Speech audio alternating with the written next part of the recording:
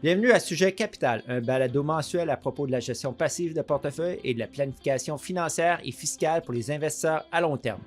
Vos hôtes pour ce balado sont James Parkin et moi-même, François Doyon-La Rochelle, tous deux gestionnaires de portefeuille avec PWL Capital. Au programme aujourd'hui pour l'épisode numéro 61, nous discuterons avec Raymond Kerzero, chercheur principal chez PWL Capital, des points suivants. Tout d'abord, nous ferons une mise à jour des rendements espérés à long terme des classes d'actifs. Et ensuite, pour notre deuxième sujet, nous discuterons d'un article novateur du professeur Scott Cederberg sur l'allocation d'actifs en fonction du cycle de vie. Bonne écoute!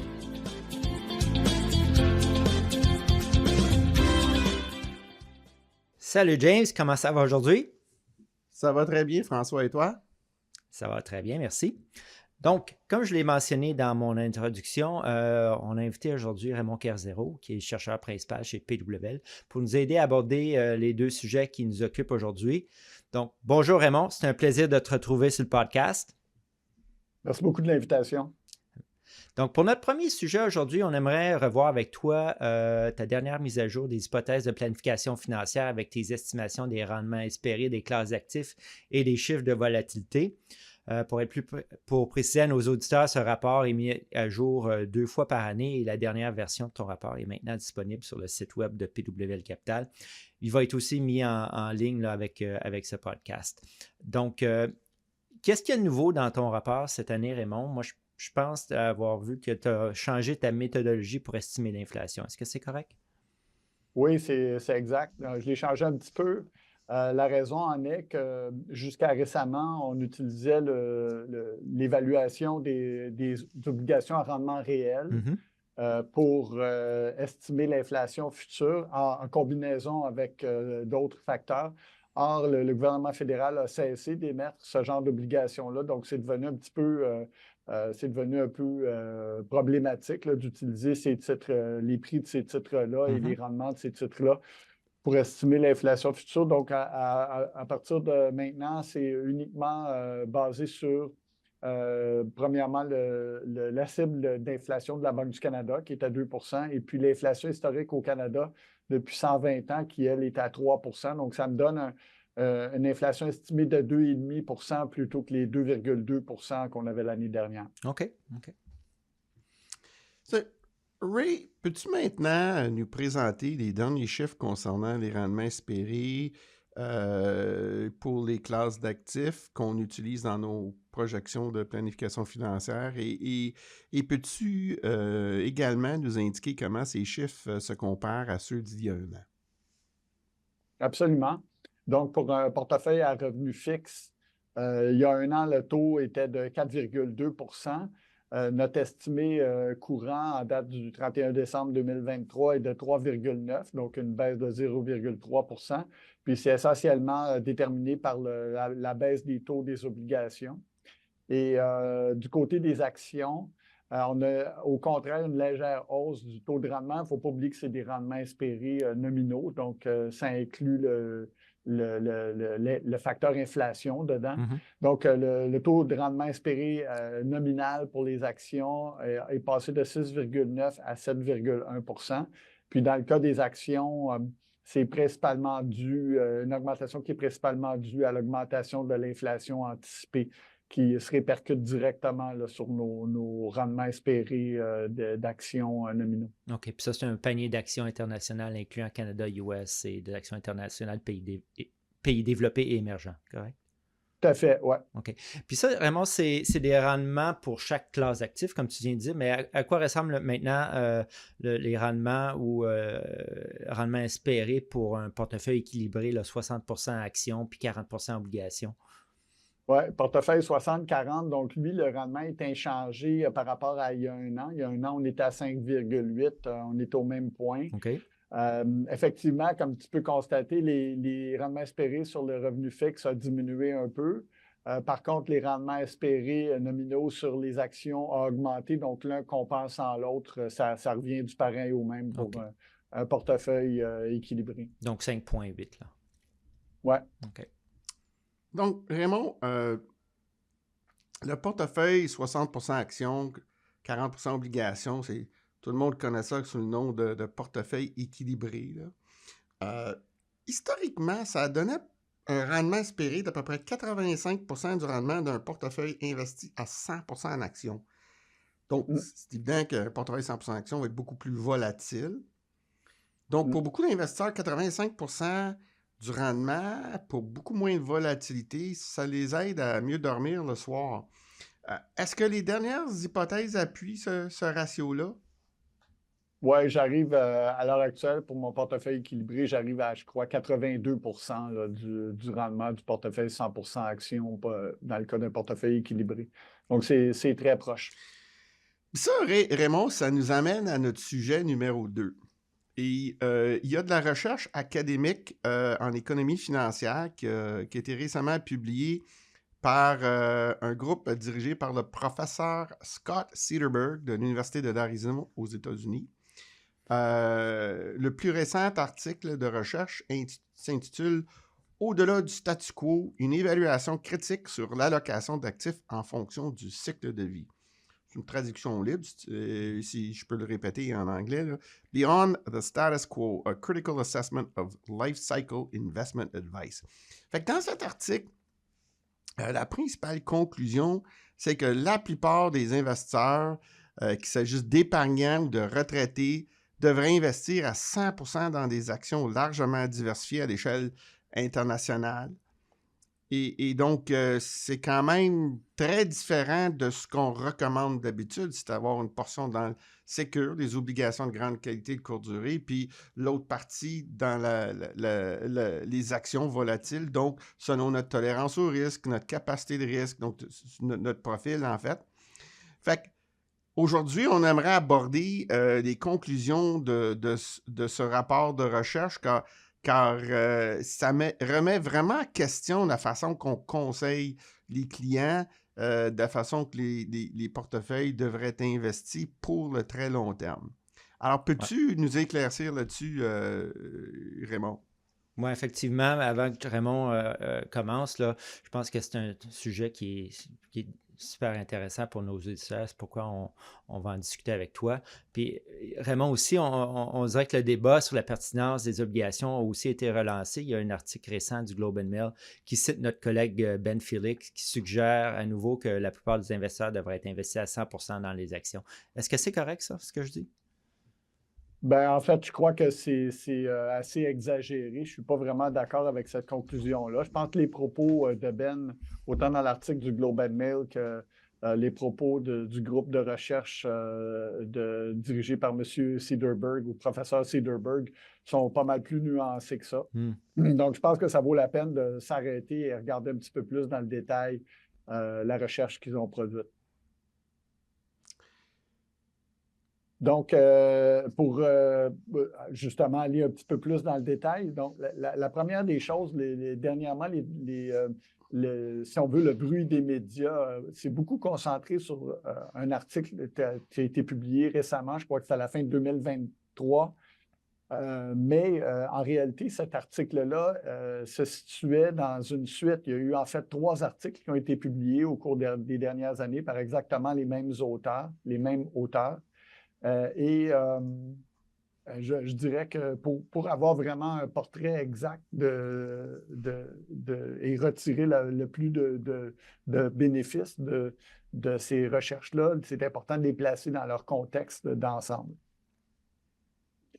Juste pour vous donner justement un premier contexte, dont on parle de tous les 3 articles en question repose sur une base de données de recherche en finance qui était déjà existante, mais que ce groupe de professeurs-là ont largement amélioré.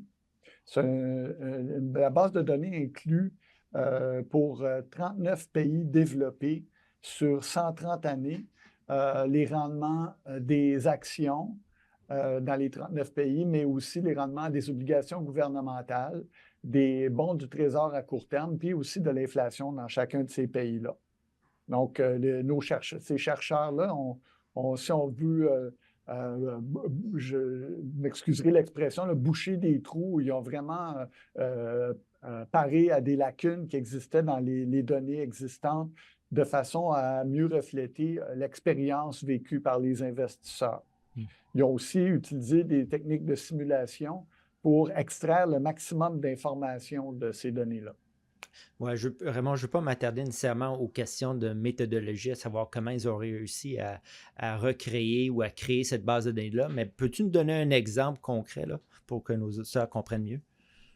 Oui, absolument. Ben, comme vous imaginez, 130 ans, 39 pays, ça fait beaucoup, beaucoup de données et beaucoup de possibilités d'avoir toutes sortes d'événements, admettons, politiques et autres. L'exemple qui m'apparaît le plus intéressant, c'est le marché américain.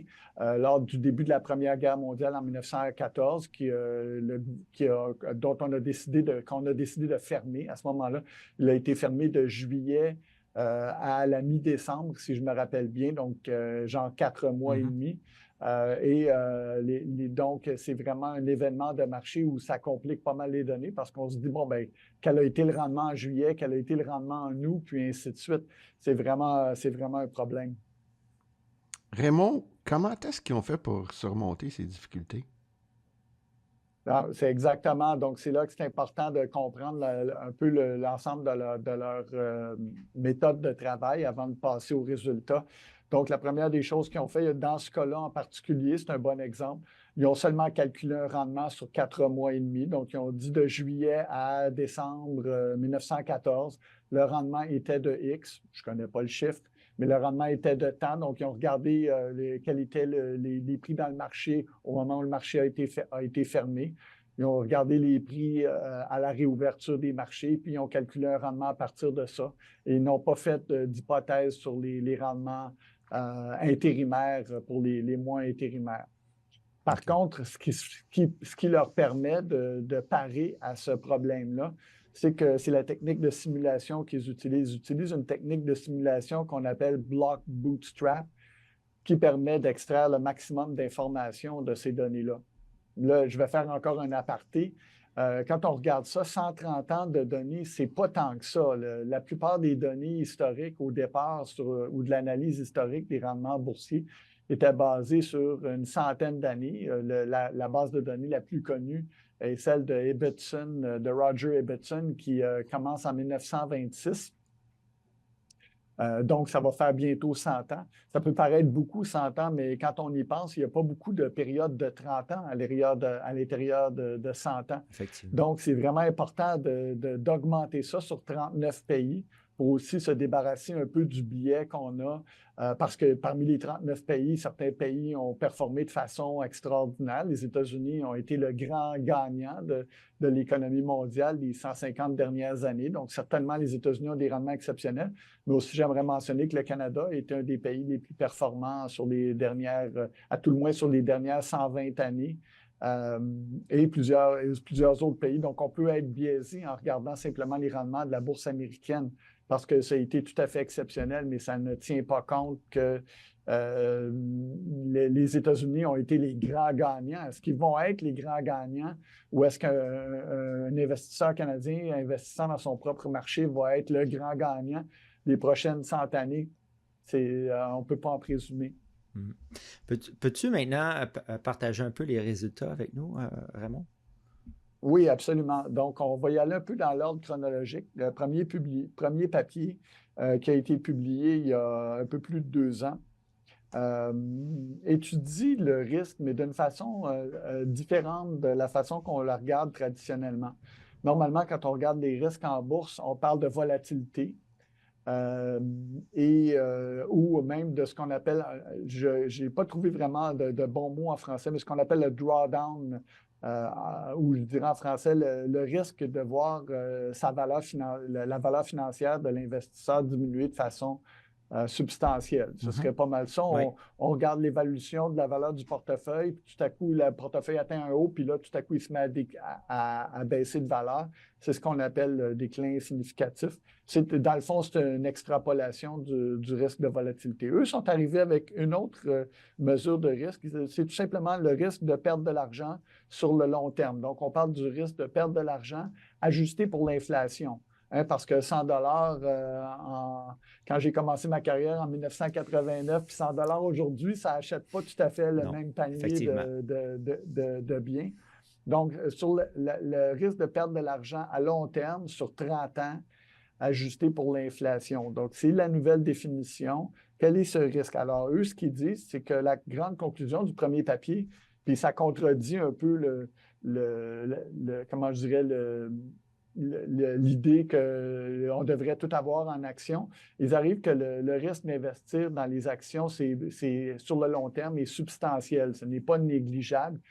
Ils ont même quantifié, ils arrivent à 12 de probabilité de risque, de probabilité de perdre de l'argent à long terme en investissant à la bourse. Donc, c'est plus qu'une chance sur 10, même après 30 ans, de ne pas encore avoir un rendement positif sur nos placements en action. Oui, mais Raymond, nos auditeurs, là, ils comprennent qu'il y a des risques à investir en bourse, mais la plupart des gens croient dur comme fer que sur une longue période, puis 30 ans, c'est une longue période pour le particulier. C'est peut-être standard comme définition pour les profs de finance, mais les gens s'attendent pas mal à ce que les marchés montent sur cette période. C'est encore drôle aujourd'hui à la une du Wall Street Journal, pendant qu'on enregistre, on nous annonce que le marché japonais, un des plus grosses économies, c'est maintenant le 4e plus gros au monde, c'était le 3e jusqu'à récemment, et leur marché vient seulement de dépasser le haut qu'il avait atteint en 1993, donc il y a 31 ans. Mais pour la plupart des investisseurs qui sont habitués au marché canadien ou surtout américain pendant cette période-là, ils ont de la misère à comprendre qu'on perd de l'argent sur 30 ans. Là. Qu'est-ce qu'ils disent au juste, ces chercheurs académiques? Bien, en fait, c'est ça. Essentiellement, c'est qu'on n'a pas seulement composé avec le risque de volatilité, mais qu'il existe un risque qui est bien réel de perdre de l'argent en bourse sur le plus long terme. Par contre, les autres papiers dont je vais parler vont nous apporter encore beaucoup plus d'éclairage là-dessus. Oui, mais ça, c'est perdre de l'argent après inflation, correct? Après inflation, OK. Ouais. Ça contredit aussi la thèse avancée par le professeur Jeremy Siegel dans son célèbre best-seller, le Stocks for the Long Run.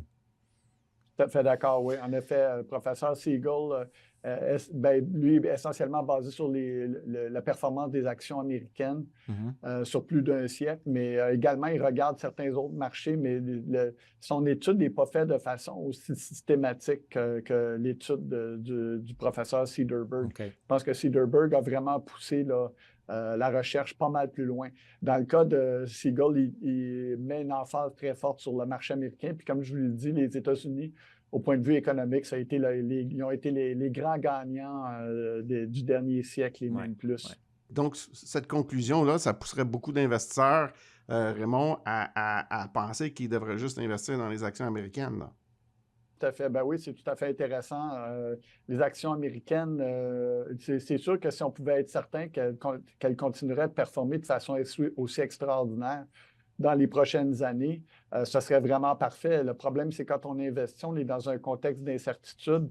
Et puis moi, personnellement, j'ai encore rien vu dans la littérature scientifique qui nous garantit que les actions américaines vont continuer de performer de façon extraordinaire et de ne pas perdre, parce qu'effectivement, les actions américaines ont à peu près pas perdu d'argent depuis presque 200 ans, sur des longues périodes, pour peu qu'on reste investi. Mais je ne vois absolument rien qui garantit que ce genre de résultat-là peut être projeté dans l'avenir. Ouais. Là, on vient de discuter le premier papier de recherche. Donc, c'est quoi les conclusions maintenant du deuxième papier de recherche? Oui, tout à fait. Donc, le deuxième papier de recherche, c'est important. On reste toujours ancré dans notre base de données de 39 pays, 130 ans. Mais cette fois-ci, on va s'attarder au risque défini comme étant la probabilité de perdre de l'argent à long terme. Mais cette fois-ci, on va regarder non seulement les actions, mais on va regarder aussi les titres à revenus fixes. Et la conclusion, si je vous donne ça en une seule phrase, c'est que sur le très long terme, les titres à revenus fixes sont plus risqués que les actions. OK. Donc, juste pour récapituler en une seule phrase encore, la classe d'actifs la moins volatile à court terme et la plus risquée à long terme. Intéressant. Pour donner des chiffres, on va aller dans des chiffres précis. Moi, c'est des chiffres que j'ai trouvé absolument exceptionnels et extraordinaires.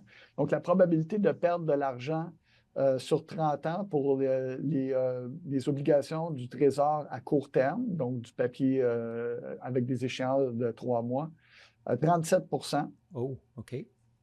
Oui, les obligations gouvernementales à échéance moyenne, donc 5 à 10 ans, le risque de perdre de l'argent sur 30 ans, 27 Ouais. Donc, si on revient, les bons du Trésor, plus qu'une chance sur 3 de perdre de l'argent. Les obligations, plus qu'une chance sur 4, c'est quand même assez terrible. Maintenant, quand on regarde les actions domestiques, quand on regarde n'importe quel les investisseurs dans les 39 pays, en moyenne, un investisseur, mettons, canadien qui investit dans des actions canadiennes ou de n'importe quel pays qui investit dans son propre marché, la probabilité de perdre de l'argent baisse à 13 OK. Donc là, c'est intéressant. Ouais. On dit que les actions, on avait dit 12 tout à l'heure dans le deuxième article, ils ont nuancé ou ils ont modifié ça à 13 OK. Ils ont probablement raffiné un petit peu leur recherche. Mais on se rend compte que oui, c'est risqué d'investir dans les actions, mais c'est moins risqué que les obligations à long terme. Ouais. Puis finalement, pour compléter le portrait, pas mal plus intéressant encore, un portefeuille d'actions internationales, excusez-moi, actions internationales, la probabilité plonge à 4 Donc, on peut couper des 2 tiers le risque d'investir dans les actions en ayant un portefeuille international. Ça, c'est absolument ahurissant comme changement, compte tenu qu'on ne sacrifie pas de rendement espéré là, en faisant ça. Ouais. On a le même rendement espéré, on a juste moins de risque de perdre de l'argent à long terme en ayant de l'international. C'est vraiment puissant.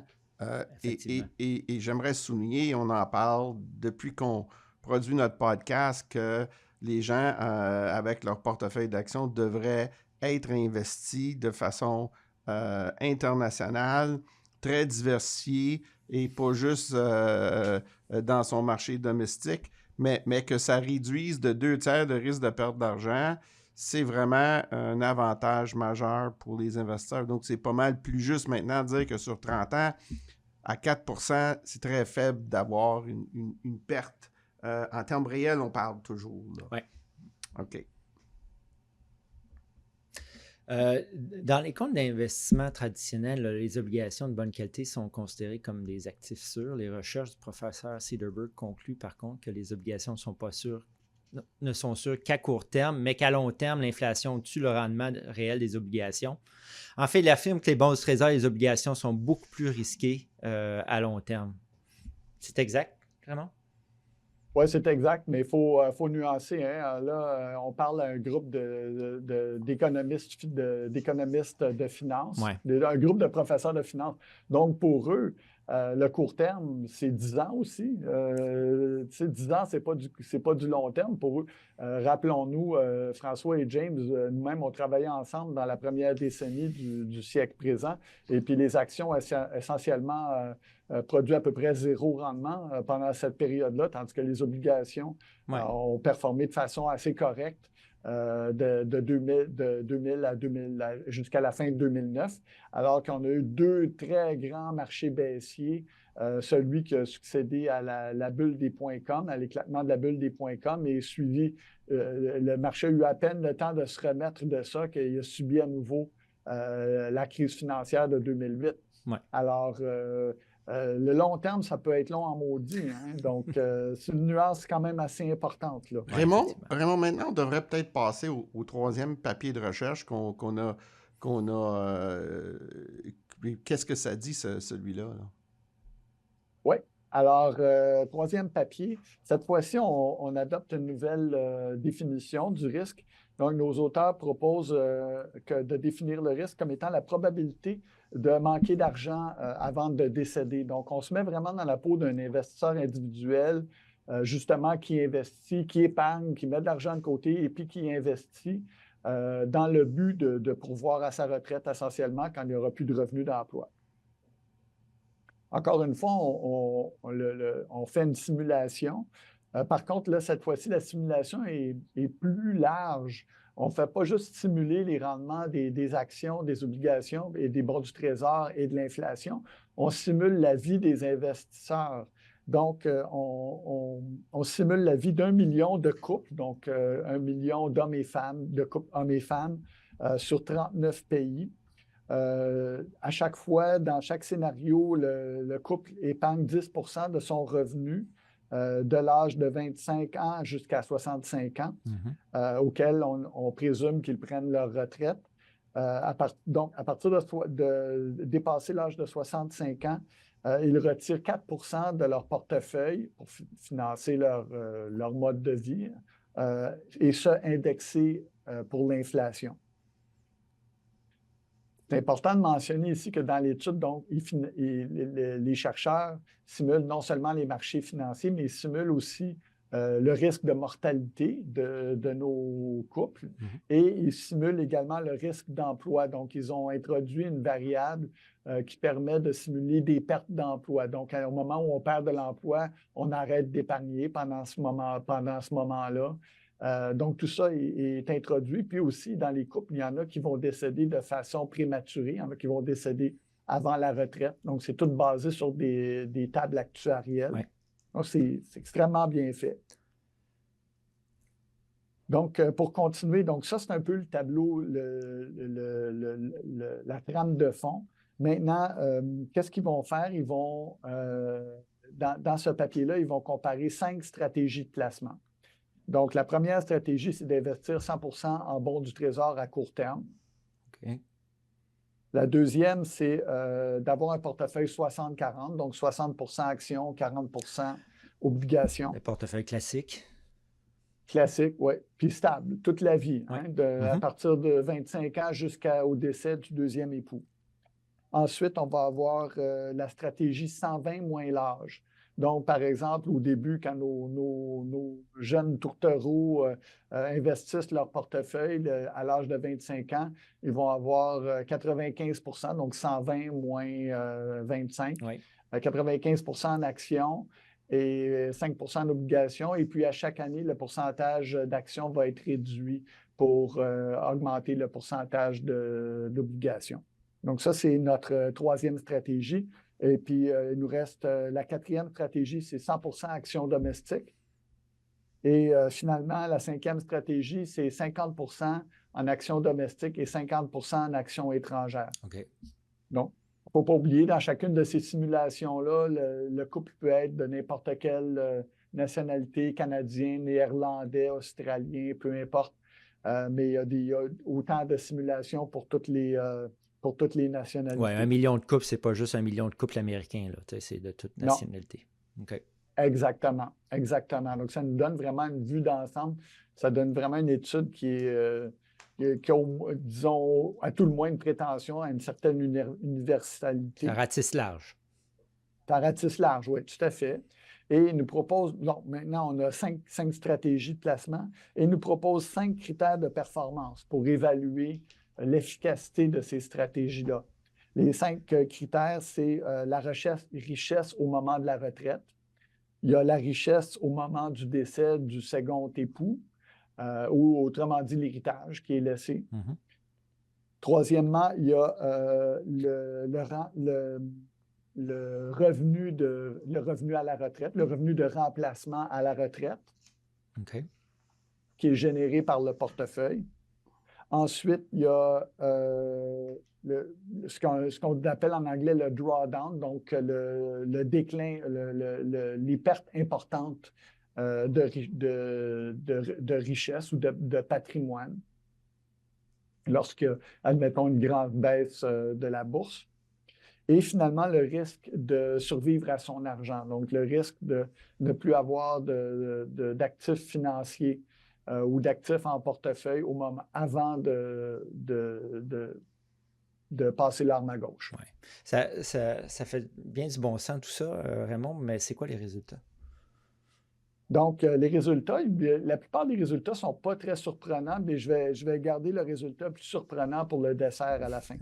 Donc, pour commencer, les 3 premiers critères, la richesse à la retraite, la richesse au moment du décès et le remplacement du revenu de travail. C'est pour ces 3 critères de performance-là. Évidemment, le portefeuille diversifié à l'échelle internationale domine les autres portefeuilles. OK.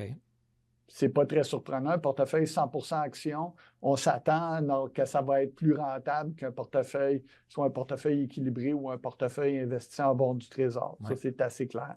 C'est pas c'est pas un résultat surprenant. Si on avait tous le nerf pour investir uniquement en actions, oui, ça peut que ça se passe pas bien, mais le résultat le plus probable, c'est qu'on va s'enrichir pas mal plus. Le quatrième critère de performance, c'est le déclin significatif de la richesse, le fameux drawdown. Ouais.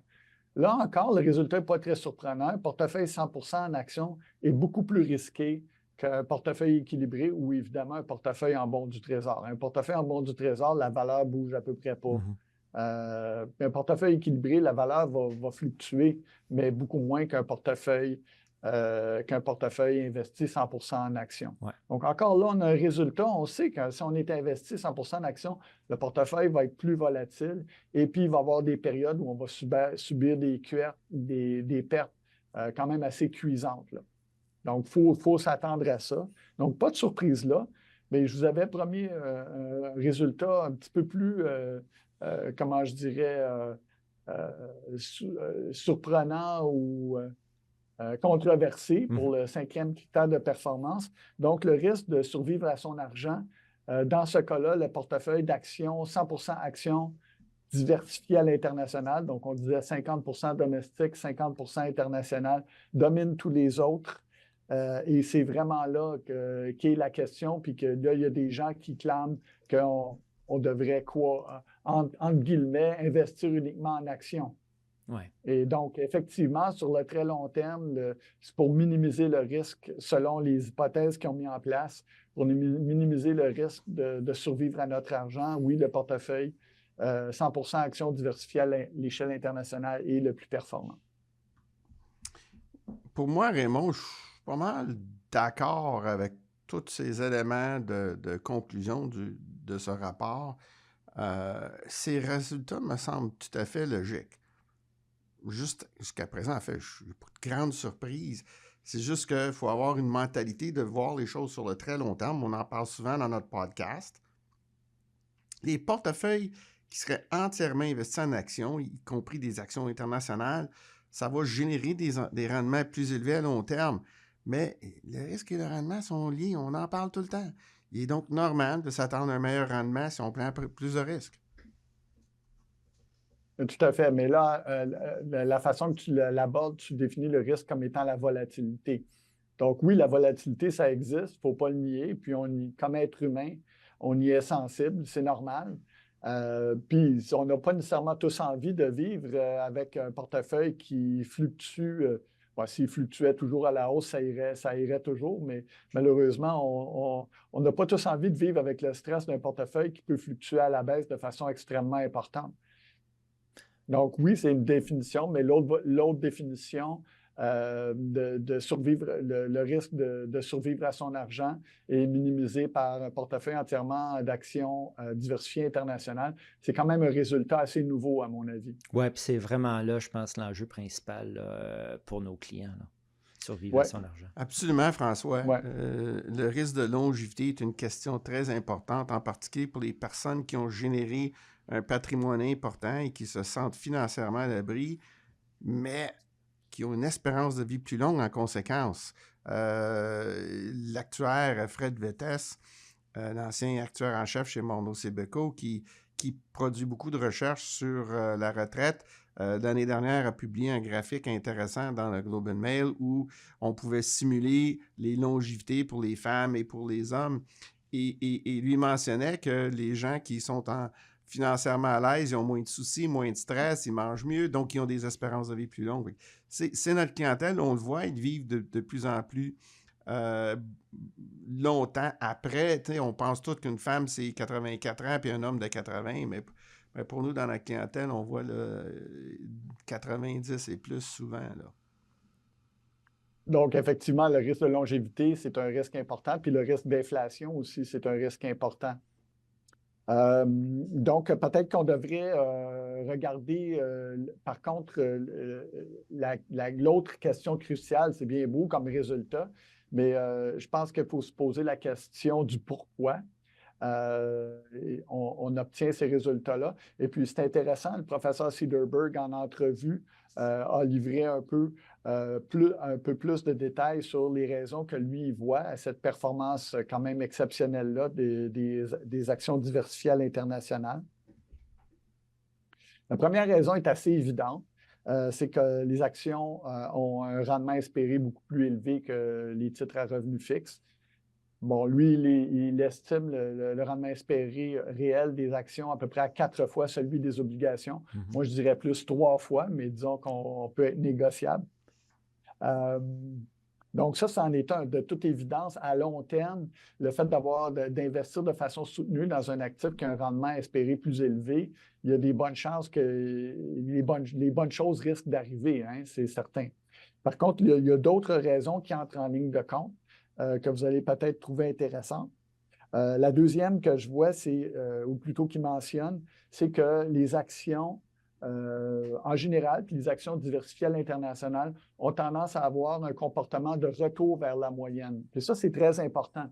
Ce que ça veut dire, c'est que quand les actions performent très bien, de façon soutenue, à un moment donné, elles ont tendance à compenser en ayant une période de performance moins bonne, de sorte que le rendement à long terme revient vers la moyenne, et vice-versa. Donc là où ça devient intéressant, c'est que quand elles ont une période importante de performance assez mauvaise, elles ont tendance à se redresser aussi après un bout de temps et à surperformer pour revenir vers la moyenne.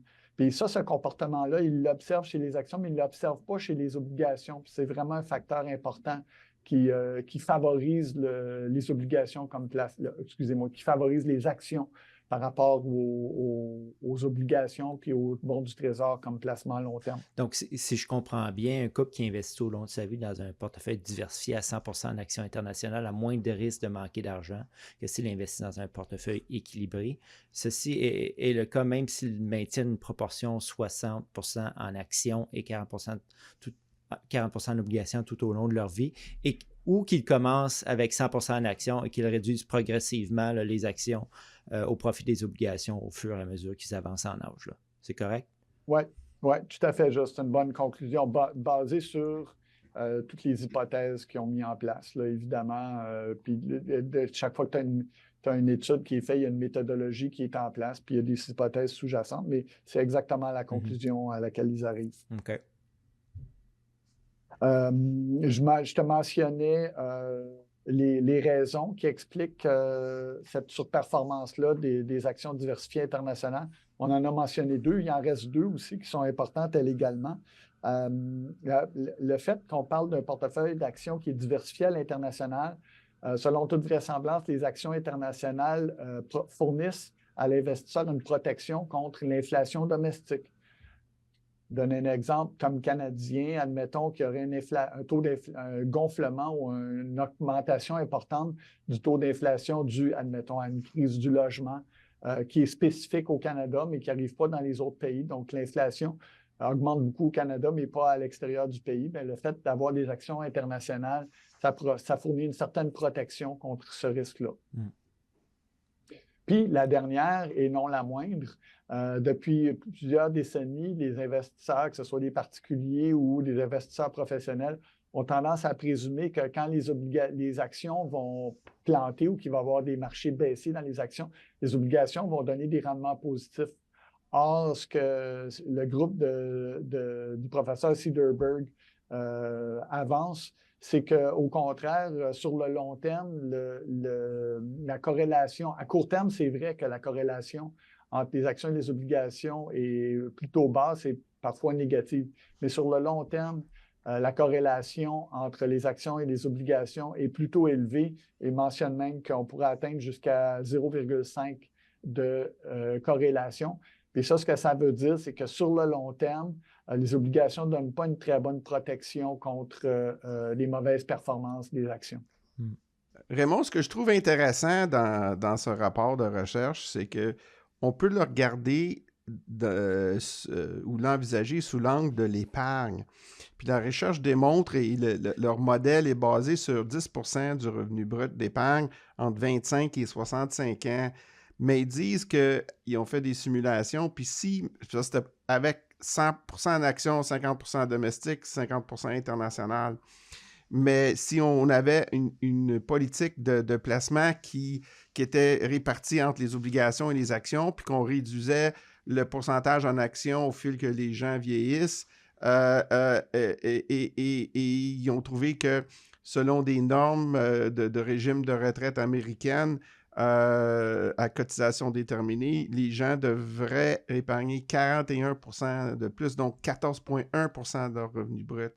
Donc, c'est là que le choix pour l'investisseur, c'est je veux prendre moins de risques, j'ai de la misère à vivre avec ça, ben je vais devoir épargner plus. Encore une fois, tout avec logique, on n'apprend rien là. Oui, donc par conséquent, si les gens ont une plus grande aversion pour le risque, ils devraient épargner davantage pour obtenir le même niveau de vie à la retraite. Mais, maintenant, Raymond, là, qu'est-ce que nos auditeurs, par contre, devraient retenir de toutes ces recherches? Ben, la première des choses, c'est qu'un portefeuille qui est diversifié, ou plutôt un portefeuille d'actions qui est diversifié à l'international domine complètement un portefeuille d'actions domestiques. Mm-hmm. Et donc, ce qui est vraiment intéressant, c'est qu'on a un portefeuille qui est moins risqué sur le long terme, mais qui a exactement le même rendement espéré. Donc, ça, c'est drôlement intéressant. Et l'autre chose, c'est que selon moi, James et toi, vous mentionniez l'aversion au risque ou la capacité de prendre des risques des investisseurs. C'est le travail des conseillers financiers, c'est d'aider les investisseurs à être investis en actions, puis peut-être de leur donner une capacité à être capable d'endurer ou de bien supporter les périodes où c'est plus difficile dans le marché, puis peut-être d'avoir un petit peu plus de pourcentage en actions dans le portefeuille. Oui. Mais Raymond, la meilleure combinaison là, pour un Canadien, ce serait quoi? C'est une répartition, est-ce que je dis 35% en actions canadiennes, 60% en actions étrangères? C'est ça que j'ai compris du document? Oui, tout à fait. Ils ont touché à ce sujet-là. Là aussi, il y a un petit peu de nuance qu'il faut saisir. Effectivement, bon, donc le postulat de base, c'est un portefeuille tout simplement, ou l'hypothèse de base, c'est que le portefeuille diversifié à l'international avait 50% en actions domestiques et le restant 50% en actions internationales. Mais ils ont essayé de réduire, de faire des simulations en diminuant le pourcentage en actions domestiques. Et effectivement, ils obtiennent un résultat qui s'améliore au fur et à mesure qu'on diminue le pourcentage en actions domestiques jusqu'à ce qu'on atteigne le niveau de 35%. À partir de 35%, qui est optimal, on recommence en bas de 35% à avoir des résultats où on a plus de grands risques de survivre à son argent. Oui. Par contre, je dois mentionner, je disais qu'il faut être nuancé, la différence n'est pas énorme. Ça améliore un petit peu les probabilités en diminuant en bas de 50% et ça dégrade un petit peu en baissant en bas de 35%. Mais la grosse chose à éviter, c'est de ne pas être 100% juste investi en actions de son propre pays. Oui. Raymond, en tant que gestionnaire de portefeuille et planificateur financier avec plus de 25 ans d'expérience, cette étude me démontre que les clients doivent continuer de créer de la richesse pendant la retraite. Il faut vraiment penser à long terme. Les espérances de vie sont plus longues. L'inflation gruge. Donc, les investisseurs devraient avoir un portefeuille, encore une fois, largement diversifié, avec un pourcentage élevé en actions dans les marchés domestiques et internationaux. L'inflation à très long terme, c'est un gros fléau. Et la combinaison de risques de longévité et d'inflation renforce vraiment les conclusions de cette recherche. Et c'est pour ça qu'on a jugé bon de faire le sujet principal de notre podcast, ces conclusions de ces rapports de recherche. Enfin, je dirais que l'une des hypothèses selon laquelle les investisseurs se comporteront de manière rationnelle, et ça, le professeur Cederberg, en entrevue dans le podcast de nos collègues, Rational Reminder numéro 284, il a avoué, je comprends que les gens ne sont pas rationnels, puis on sait que la recherche démontre que les investisseurs, les rendements qu'ils gagnent sont inférieurs à ceux du marché pour des raisons comportementales. Fait que ce que ça veut vraiment dire, c'est que c'est là que ça prend un bon conseiller pour nous tenir par la main pendant les périodes difficiles pour éviter de prendre des mauvaises décisions sur une base comportementale. Oui, je suis tout à fait d'accord. Puis aussi, un bon conseiller va être capable de bien évaluer la capacité de prendre d'absorber la volatilité ou de vivre avec la volatilité de son client. Et puis, effectivement, quand les périodes vraiment plus difficiles en marché arrivent, qu'il soit là pour le conseiller et puis être la personne de confiance sur laquelle le client va s'appuyer. C'est définitivement le grand bénéfice là, d'avoir un conseiller. C'est la grande différence. Parce qu'honnêtement, dans mon expérience, mais aussi dans toutes les lectures que je fais, je m'aperçois vraiment que des êtres humains 100% rationnels, je ne sais même pas si ça existe. Donc, pour la grande majorité des investisseurs, puis quand je dis la grande majorité, c'est comme peut-être 99% des investisseurs, on est mieux au moins d'avoir un pourcentage en obligations pour gérer la volatilité du portefeuille. Excellent. Je pense qu'on va conclure là-dessus. Merci Raymond, c'était vraiment intéressant. J'ai bien hâte de te revoir sur notre podcast. Bien, tout le plaisir est pour moi. Merci. Merci à toi aussi, James, d'avoir partagé ton expertise et ton savoir. Ça m'a fait grand plaisir, François. Eh bien, c'est tout pour ce 61e épisode de Sujet Capital. Nous espérons que vous avez aimé. N'hésitez pas à vous envoyer vos questions et suggestions. Vous pouvez nous joindre par courriel à sujetcapital@pwlcapital.com. De plus, si vous avez aimé notre podcast, partagez-le avec votre famille et vos amis. Et si vous n'êtes pas abonné, faites-le s'il vous plaît. Encore une fois, merci d'être à l'écoute et joignez-vous à nous pour notre prochain épisode à paraître le 11 avril. N'oubliez pas de consulter notre site web Sujet Capital pour nos derniers blogs. À bientôt!